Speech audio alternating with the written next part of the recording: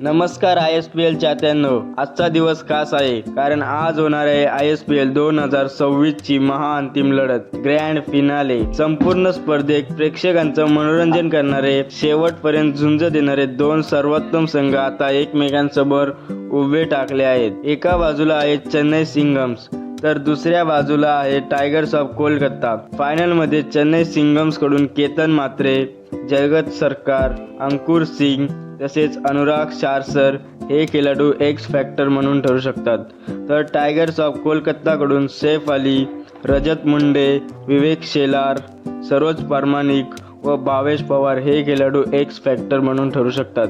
पण मित्रांनो, या फायनलमध्ये फक्त ट्रॉफीच नाही तर आणखी एक मोठा पुरस्कार सुद्धा आहे। ISPL MVP car. MVP कारचे स्ट्रॉंग दावेदार जगत सरकार, सरोज प्रामाणिक, सैफ अली।